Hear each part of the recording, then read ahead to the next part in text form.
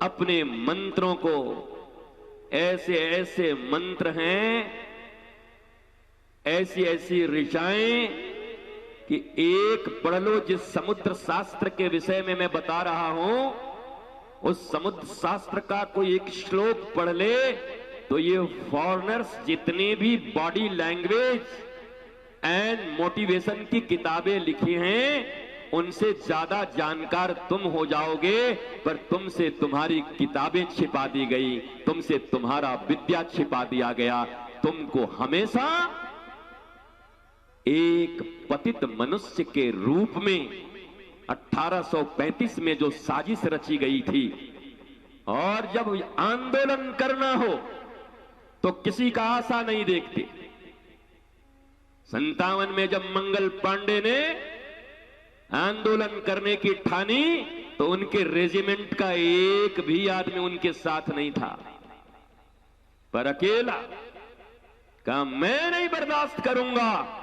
और याद रखो कि अकेला आदमी जब बाहर निकला और मारा गोली उस अंग्रेज को, उसके बाद भारत के 335 से ज्यादा जिले अंग्रेज मुक्त हो गए थे।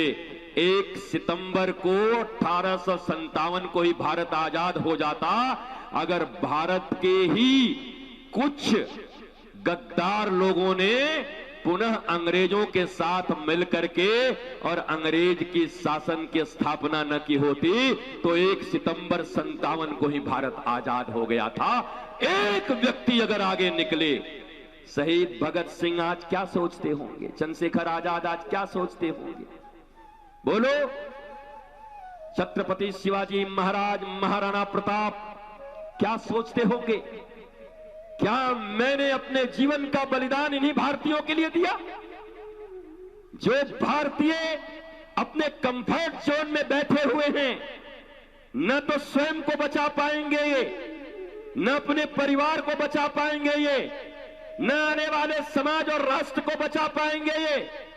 जरा सोचो उन महान आत्माओं के हृदय पर, याद करो झांसी की रानी पीठ पर बच्चे बांधकर कपड़े में और हाथों में तलवार लेकर के और लोहे के चने चबवा देती थी।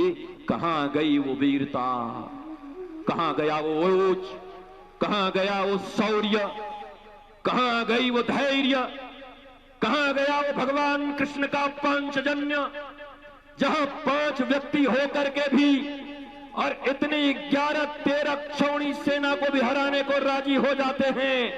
वो तेज कहां गई भारतीयों? कहां गए सनातन भारत के लोगों? कहां गए तुम्हारे वो पूर्वजों के अभिमान, तुम्हारा स्वाभिमान? तुम्हारे भीतर उन्हीं का रक्त है, उन्हीं के लहू बह रहे हैं। कुछ दिनों के लिए हमारी विद्या, एजुकेशनल सिस्टम सब मिटाकर अपनी विद्या हमको पढ़ाकर हमें बना तो दिया है भेड़ी, पर याद रखो एक बड़ी अच्छी बात है, एक शेर का बच्चा भेड़ी के बीच में पलने लगा और भेड़ी की तरह ही हो गया, और गडेरी जब उसको चराता तो धीरे धीरे उसी में वो भी घूमने लगा। बरसों बाद एक सिंह आया, दौड़ाया भेड़ी लोगों को, भेड़ी भागे तो शेर भी एक भाग रहा था। बोला ये तो हमारा, ये कहां भाग रहा है? तो दौड़ के बोला इनको तो बाद में खाऊंगा, पहले इसको समझाऊं। पकड़ा उसको, तू कहां भाग रहा है?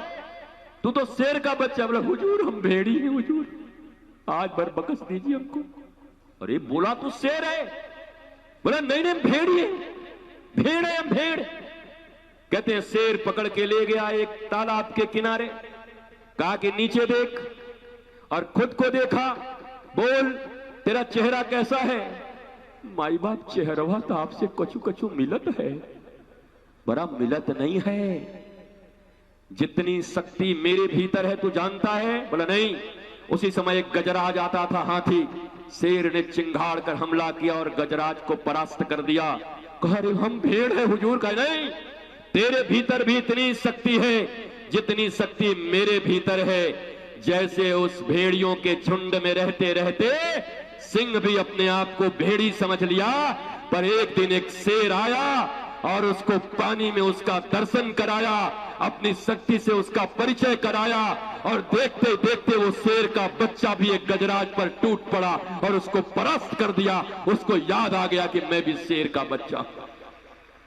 रितेश्वर भी राष्ट्र कथा के पांडाल में ब्रिजभूषण अपने पुत्र के बुलावे पर इसीलिए आया है कि यहां भी जो 200 वर्षों से और वर्षों की गुलामी के बाद जिस भीड़ की मानसिकता हम भारतीयों की हो गई है, आज एक सिंह आया है, एक सिंह के बुलाने पर आपको यह बताने के लिए कि हम सिंह थे, हम सिंह हैं और हम सिंह ही रहेंगे, हम भारतीय हैं और ये भारत की गरिमा और गवेषणा है। कभी भी ग्लानि मत लाना, क्योंकि तुम्हें तुम्हारे वास्तविक स्वरूप को दिखाने वाला कोई सच्चा सद्गुरु तुम्हें नहीं मिला। गुरु जब पैसों से बिक जाए, गुरु जब प्रभाव से बिक जाए, गुरु बिकता है तो केवल तुम्हारे स्वभाव से। और एक बार पुनः कह दूं, बस स्वभाव से ही बिका हुआ हो, स्वभाव से बिका हुआ, और वही चेतना का प्रकाश कर सकता है। हमें शिक्षार्थी नहीं, हमें पुनः विद्यार्थी बनना है। भारत की हमारी वो गौरव विद्यार्थी से वापस आएगी, हमें शिक्षार्थी नहीं बनना है, हम विद्यार्थी हैं। हमें मोक्ष भी चाहिए, हमें ज्ञान भी चाहिए, हमें आत्मज्ञान भी चाहिए। इस मनुष्यता का विश्राम कहां पर है? हम कौन हैं, क्यों आए हैं, क्यों इतना भोग रहे हैं दुख? जबकि मैं सिंह हूं, ये विद्या ही बता सकती है। और ये विद्या पुनः उसी गुरुकुलम परंपरा से प्रारंभ होगी। और याद रखो, गुरुकुलम की परंपरा कैसे प्रारंभ होगी? इस ब्रह्मांड में एक एक आवाज रिकॉर्ड होती है।